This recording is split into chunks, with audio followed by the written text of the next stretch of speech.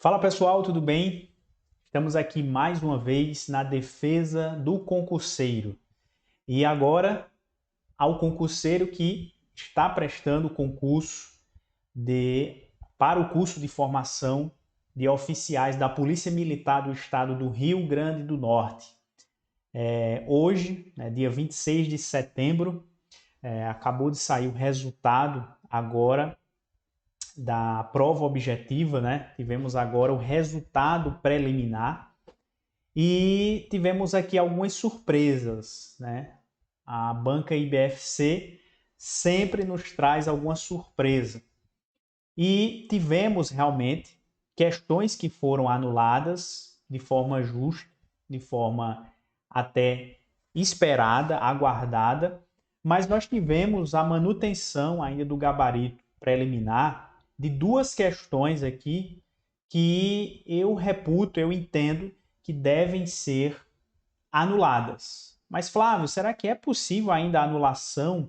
Olha, na via administrativa não. Ou seja, a banca agora modificar esse gabarito oficial, esse gabarito definitivo, eu acredito que não, até porque nem há previsão no edital.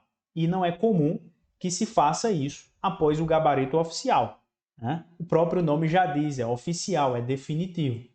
Mas é possível que haja a anulação pela via judicial. Ou seja, o candidato que se sentiu lesado aqui, ele pode procurar o Poder Judiciário para discutir essa questão, a possibilidade dessa anulação e aí sim a atribuição da sua pontuação, né? Da sua pontuação. E aqui, pessoal, eu gostaria de mostrar para vocês, e vocês sabem muito bem, a própria previsão aqui do edital, no item 9.1.1, que trata sobre a prova objetiva. E veja só, a prova objetiva tem caráter eliminatório e classificatório e será constituída conforme a seguir. E aí nós temos todas as disciplinas e aqui no item 9.1.1.2, nós temos aqui algumas previsões que é interessante a gente conversar. Diz o seguinte: a prova objetiva de múltipla escolha será distribuída pelas disciplinas do item anterior conforme o conteúdo programático do anexo 3 do edital, sendo que cada questão conterá 5 alternativas e apenas uma única, né? Apenas uma correta. O próximo item diz o seguinte: a prova objetiva será avaliada na escala de 0 a 90 pontos, considerando-se habilitado nesta etapa o candidato que cumulativamente. Então aqui muita atenção a isso. Esses requisitos aqui são cumulativos, ou seja, você precisa preencher os dois requisitos. Que requisitos são esses? Né? Na linha A, tenha acertado no mínimo 40% por disciplina, que ensejaria 4 pontos por disciplina. Então, no mínimo, tem que ter esses acertos em cada disciplina. Agora, também, cumulativamente, tem acertado no mínimo 60% do total de pontos da prova objetiva, ou seja, 54. Então, no mínimo, ele tem que ter feito 54 pontos em toda a prova e, no mínimo, 4 pontos em cada disciplina, certo? Então, nós tivemos aqui, né, já conversamos com vários candidatos, né, e alguns estão numa situação em que precisa ali de 1 ou 2 pontos em uma determinada disciplina, enquanto outros têm realmente esse mínimo de 4 pontos em cada disciplina, mas não chegou a atingir os 54 pontos, ficou ali em 53, 52.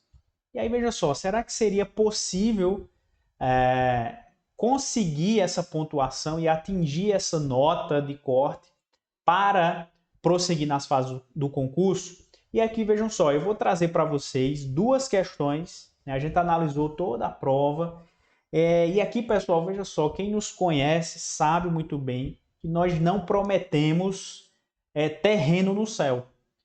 Eu sei que tem alguns colegas advogados de que não digo que sejam muito meus colegas, porque eu não compartilho com esse tipo de postura de querer, né, prometer resultado e ainda prometer em relação a uma infinidade de questões. É um verdadeiro listão de questões, dizendo que o Poder Judiciário pode anular essas questões. Veja só, pessoal, o Judiciário só pode anular de forma muito excepcional. O Judiciário não é uma banca revisora de todos os concursos, até porque senão o Judiciário iria colapsar.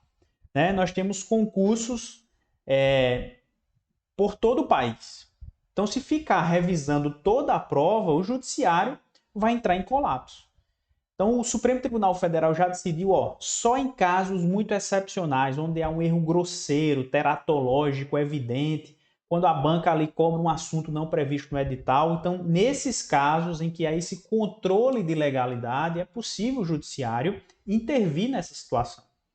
E é muito comum também que o Judiciário intervenha em questões do campo jurídico, porque o Judiciário, né, tem mais afinidade com essa matéria. Certo? Então, aqui, pessoal, eu vou discutir com vocês algumas questões importantes. Nós temos aqui, primeiro, a questão 57, certo? A questão 57, que trata sobre a ação penal. Ação penal.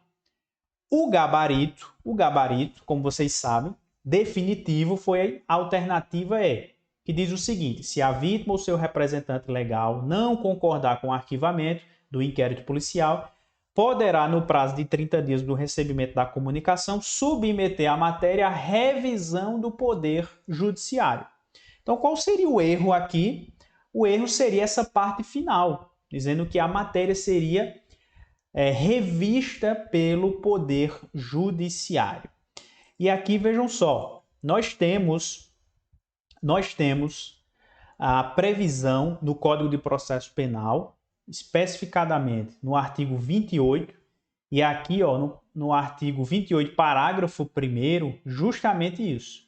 Se a vítima ou seu representante legal não concordar com o arquivamento do inquérito policial, poderá, no prazo de 30 dias do recebimento da comunicação, submeter a matéria à revisão da instância competente do órgão ministerial.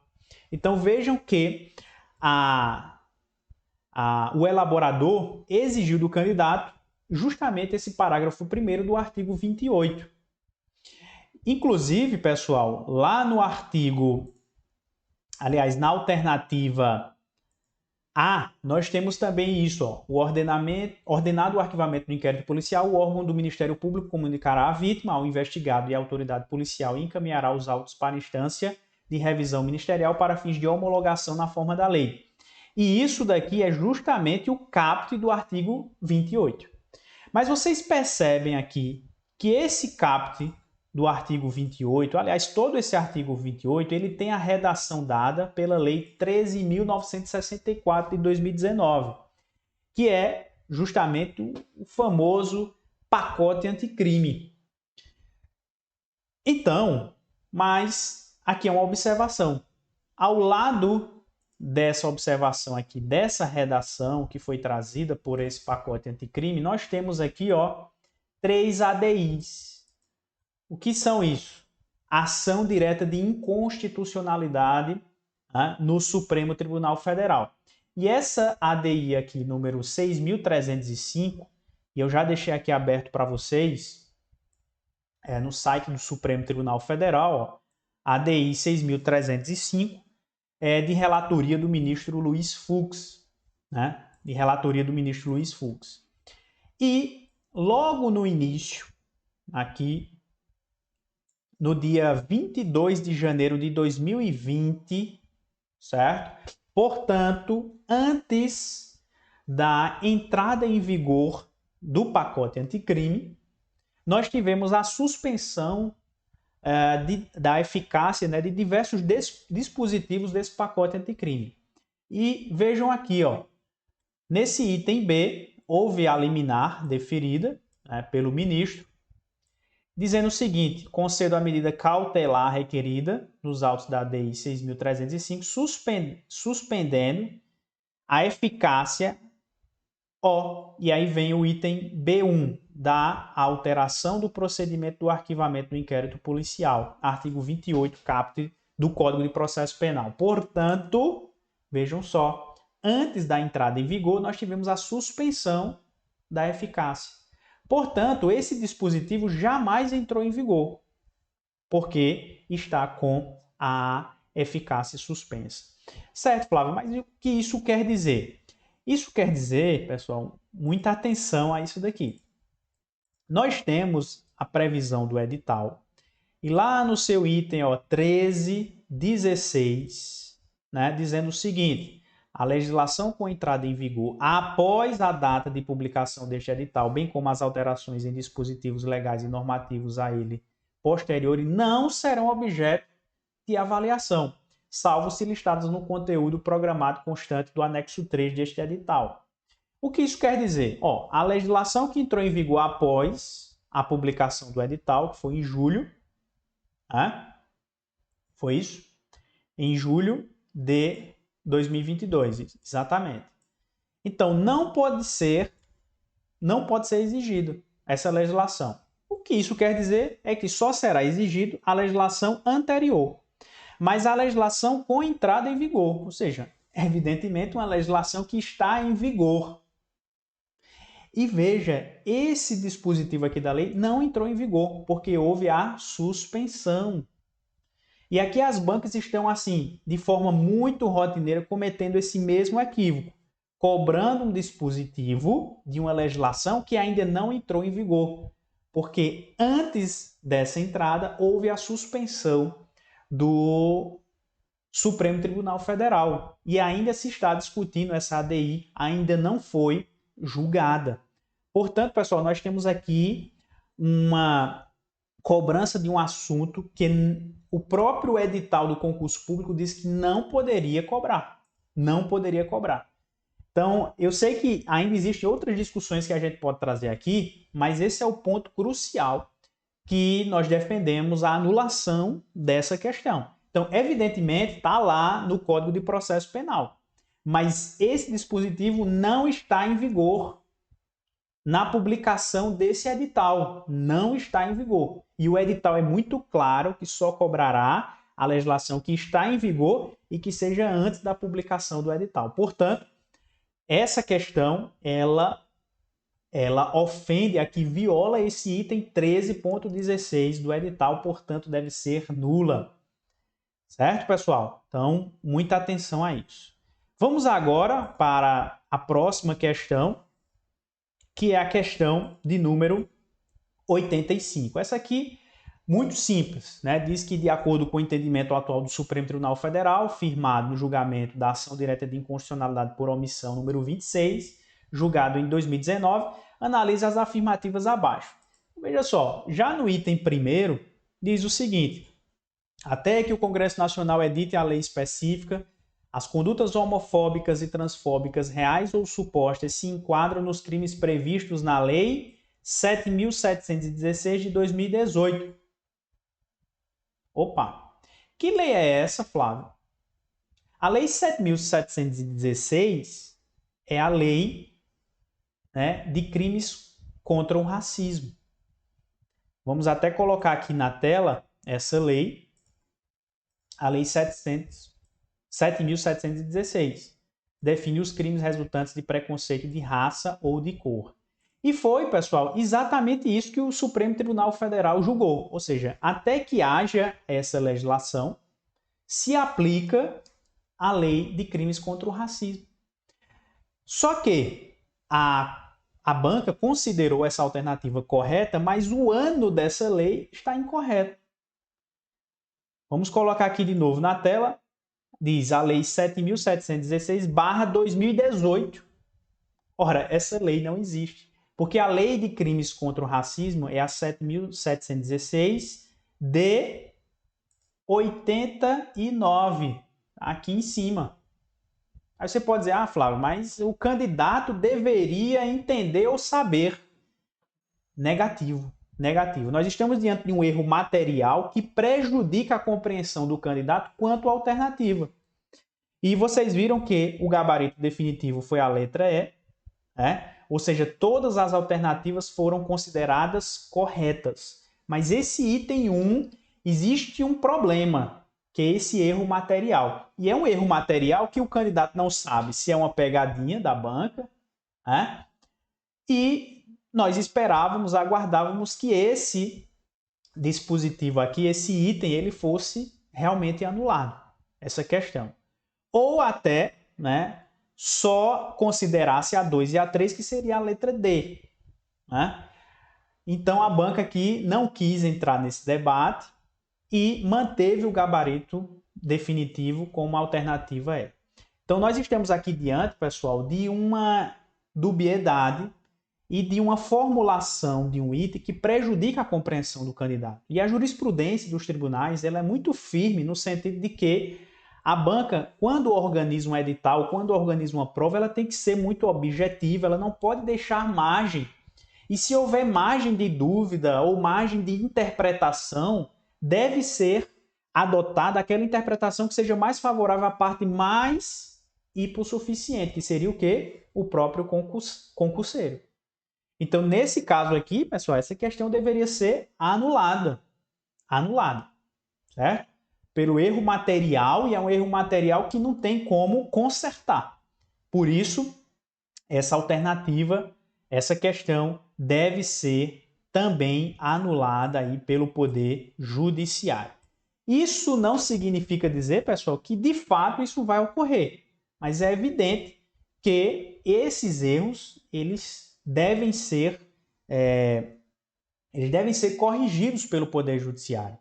E nós já temos uma certa experiência na área de concurso público e já vimos, né, o Poder Judiciário intervir em várias hipóteses. Inclusive, no último concurso da Polícia Civil, a Polícia Civil do Rio Grande do Norte, nós tivemos a anulação de questões pelo Tribunal de Justiça do Rio Grande do Norte. Inclusive, eu vou colocar aqui na descrição do vídeo, né, alguns links para vocês verem uma postagem sobre, por exemplo, a anulação de questões do último concurso agora da Polícia Civil do Rio Grande do Norte. Ou seja, o tribunal também considerou que deveria ser anulado questões da prova. Agora, realmente não é qualquer questão, são questões que realmente possuem erros grosseiros. E essas duas questões que eu trouxe aqui para vocês, eu acredito que há sim essa possibilidade. É evidente que, como eu disse a vocês, nós somos muito transparentes, aqui não estou dizendo que isso vai ocorrer de toda forma, não. O Poder Judiciário vai analisar e vai entender se é possível ou não essa anulação. Mas os fundamentos jurídicos são muito sólidos e a gente trouxe aqui para vocês tudo isso. Tá bom, pessoal? Também vou deixar aqui na descrição desse vídeo, logo aqui abaixo, você vai encontrar um link de um grupo de WhatsApp, onde a gente está discutindo, orientando os candidatos ali sobre essas questões, né? E também conversando sobre outras questões que não essas que a gente comentou aqui, para poder esclarecer, né, o porquê da possibilidade ou não de anulação também por parte do Poder Judiciário. A gente vai estar aqui orientando, acompanhando os candidatos, né, tirando todas as dúvidas. Tá bom? E também, se você quer conhecer o nosso trabalho, você também pode clicar aqui nos vídeos, aliás, nos links, né, desse vídeo e conhecer um pouco do nosso trabalho. Nós estamos sempre aqui na defesa do concurseiro, trazendo uma informação técnica, né, de qualidade, uma informação que seja realmente útil para vocês. Tá bom, pessoal? Espero que tenha ajudado nesse momento e conte conosco aí para essa jornada de sucesso que eu tenho certeza que vocês irão ter. Tá bom, pessoal? Forte abraço e até a próxima!